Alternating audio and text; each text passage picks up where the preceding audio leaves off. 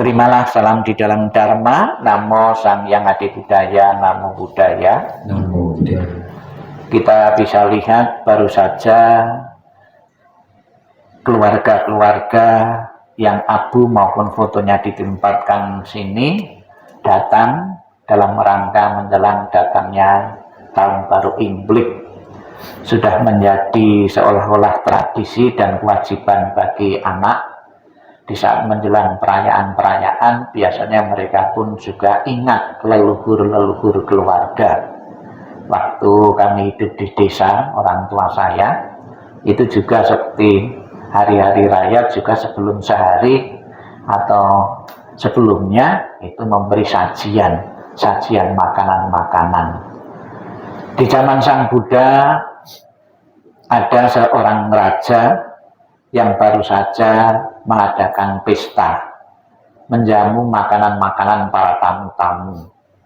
Kemudian setelah selesai, pada malam hari raja ini mengalami ketakutan yang luar biasa karena di istananya ada suara-suara yang menakutkan, yang mengerikan, menjerit-menjerit, ya. Ada yang minta tolong, ada minta makan, dan minta pertolongan-pertolongan yang lain. Ada suaranya, tapi tidak ada wujudnya. Ya. Karena raja ini ketakutan luar biasa, kemudian dia menghadap Sang Buddha. Sebagai seorang ahli spiritual, Sang Buddha pun dengan kewaspitaannya, dengan penglihatannya dan kemampuannya, bisa meneropong, bisa melihat suara apa yang terjadi di istana Raja Bimbisara ini. Kemudian Sang Buddha bisa melihat bahwa suara-suara yang tadi malam itu berasal dari leluhur-leluhurmu yang sebenarnya itu menunggu pelimpahan jasa. Kamu kan baru saja mengadakan pesta-pesta, kamu berbuat baik untuk seluruh tamu. Kebaikanmu kamu lupa untuk diberikan kepada leluhur-leluhur. Akibatnya leluhur-leluhur itu sudah menanti, menunggu-nunggu sekian lama, kemudian tidak mendapatkan pelimpahan jasa, terus mengganggu suara di istana.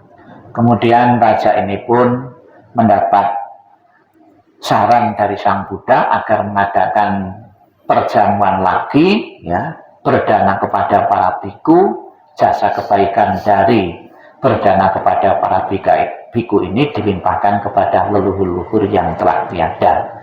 Kemudian setelah mengadakan acara dan melakukan pelimpahan jasa, suara yang menjerit-jerit tadi, yang gaduh tadi di istana tadi tidak ada lagi. Ya. Mengikuti tradisi apa yang telah dilakukan oleh Raja Bimbisara hingga saat ini pun umat Buddha di hari-hari tertentu mengadakan persembahan-persembahan makanan-makanan. Memang idealnya makanan-makanan yang dipersembahkan di altar leluhur itu jangan dimakan sendiri.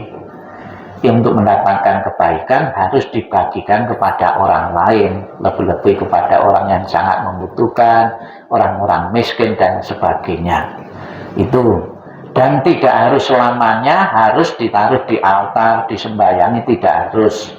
Bapak Ibu membungkus nasi atau punya makanan, diberikan orang-orang yang tidak mampu, orang miskin, dalam hati mengatakan, kulimpahkan kebaikanku dari berdana makanan ini kepada leluhur-leluhurku di alam-alam penderitaan, semoga terlahir di alam bahagia. Tidak harus makanan juga, kebaikan-kebaikan apapun bisa dilimpahkan kepada leluhur. Contohnya, baru saja kita membaca kitab suci, ini sutra ini, Amitabha ini kan kitab suci. Membaca kitab suci itu suatu kebajikan yang luar biasa. Memang idealnya yang kita baca itu langsung kita tahu, kita menambah kebijaksanaan. Namun karena kadang-kadang kalau menunggu diterjemahkan kan terlalu lama. Setiap bahasa Mandarin diterjemahkan terlalu lama. Yang penting dibiasakan, dilatih umat membaca kitab suci. Dengan membaca itu mendapatkan kebaikan, kemudian kebaikan membaca kitab suci itu dilimpahkan kepada leluhur-leluhur yang telah tiada. Dan masih banyak kebajikan-kebajikan lain, misalnya meditasi, ramah tamah, dan melakukan tindakan-tindakan positif yang lain bisa dilimpahkan untuk leluhur yang telah tiada. Setiap kita memberi makan kepada orang miskin dan jasa kebajikannya, leluhur kita yang berada di alam penderitaan itu langsung mendapatkan makanan sesuai dengan makanan di surgawi sana. Makanan di surgawi tentunya berbeda dengan makanan fisik yang kita makan ini. Kemudian kita membaca kitab suci, orang tua juga mendapatkan manfaat, leluhur mendapatkan manfaat.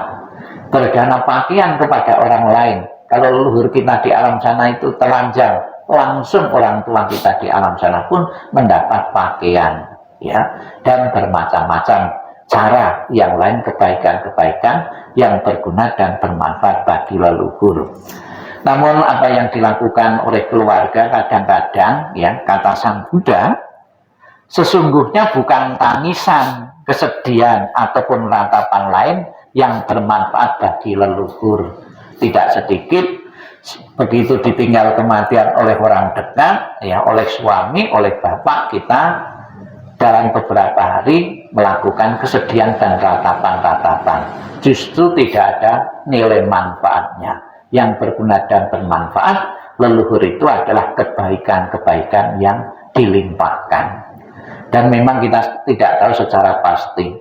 Yang luhur bisa saja lebih bahagia daripada kita, yang kita tangisi setiap saat itu, yang kita ratapi itu. Bisa seseorang itu secara otomatis begitu meninggal, seketika itu juga langsung tumbuh lahir di alam bahagia, alam surga.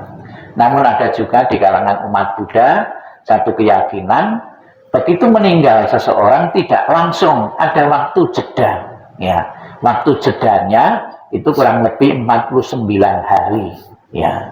Maka dalam tradisi agama Buddha Mahayana selama kurun waktu 49 hari kesempatan untuk membantu yang telah meninggal agar telah di alam bahagia dengan sesering mungkin, sebanyak mungkin melakukan pelimpahan-pelimpahan jasa.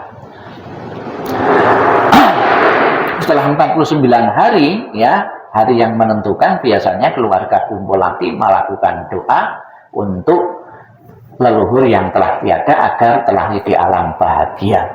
Dan juga ada beberapa penanganan-penanganan di dalam kalangan umat Buddha, ya, yang umum itu ada dua penanganan jenazah atau akil. Ada yang dikebumikan atau dikubur dengan pertimbangan-pertimbangan tertentu. Misalnya saja tanahnya sudah beli, ya, kemudian dikubur. Terus biar keluarga punya pusaran, ya, tempat untuk ziarah. Namun ini juga ada kelemahannya sekarang itu, ya. Mungkin satu keturunan bisa ngurus, kalau dua keturunan nanti tidak terurus lagi. Berapa banyak kalau bapak ibu ke tempat-tempat kuburan itu, kuburan-kuburan yang tidak terurus lagi, kan kasihan. Nah, alternatifnya maka dikremasi. Dengan dikremasi, ya, keyakinan dalam umat Buddha bahwa tubuh kita terdiri dari 4 unsur. Dengan dibakar mempercepat proses pengembalian unsur-unsur ke asalnya. Ada yang mengatakan manusia berasal dari tanah. Dengan dibakar jadi abu, jadi tanah. Ada unsur udara, dibakar menguap, unsur air dan unsur panas dan unsur-unsur yang lain. Dan ada juga satu kepercayaan dengan dibakar mempercepat untuk proses tumimbang lahirnya, karena tidak melekat lagi terhadap jasmaninya, sudah dalam bentuk abu, ya. Ada bermacam-macam. Kemudian juga untuk merawat, ya, merawat abu jenazah, ada lagi begitu dibakar langsung dilarung dengan pertimbangan-pertimbangan tertentu. Ada begitu dibakar langsung dibawa ke tempat penitipan abu jenazah. Di tempat penitipan abu jenazah saja ada beberapa pilihan. Ada yang tidak ditaruh di wihara, ada yang ditaruh di wihara dengan satu pertimbangan, kalau ditaruh wihara setiap saat bisa didoakan oleh para biku dan para romo maupun para petugas di wihara. Ada yang pertimbangannya seperti itu. Kalau di tempat lain kan tidak saat didoakan, yang mungkin di stelitik saja, ya, itu, ya. Kemudian setelah dipelihara setidaknya 1 tahun 2 kali, itu keluarga diundang untuk melakukan pelimpahan jasa bersama-sama di saat cembing, kemudian di saat ulambana itu juga bisa ya dilakukan di wihara. Dan dengan ditaruh di sini, tempat wihara ini sebagai tempat silaturahmi antar keluarga, antar almarhum dan almarhumah. Hari-hari tertentu tempat ini sebagai tempat ziarah bagi Bapak Ibu sekalian kumpul-kumpul ya untuk mengenang ya jasa-jasa dari orang tua kita yang telah tiada. Semoga dengan pelakuan-pelakuan dari putra-putri beliau maupun dari keluarga atas almarhum Bapak Andi Karjo yang telah meninggal, beliau segera mengalami kelahiran di alam bahagia, dan dari pihak keluarga yang menangani yang berbakti merasa puas dan lega karena telah menangani ya orang yang berjasa di tengah-tengah keluarga dengan sebaik-baiknya. Sadu, sadu, sadu. Marilah kita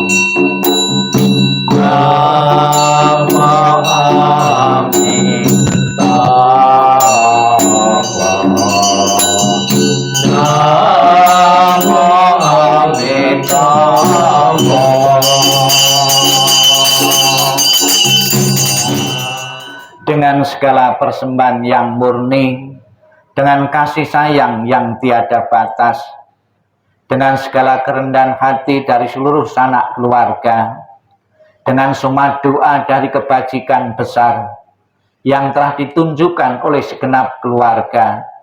Semoga jasa-jasa ini melimpah bagi beliau yang terkasih, almarhum Bapak Andi Karjo, untuk terdorong telah di alam bahagia.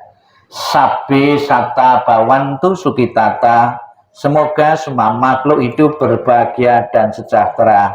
Sadu, sadu, sadu.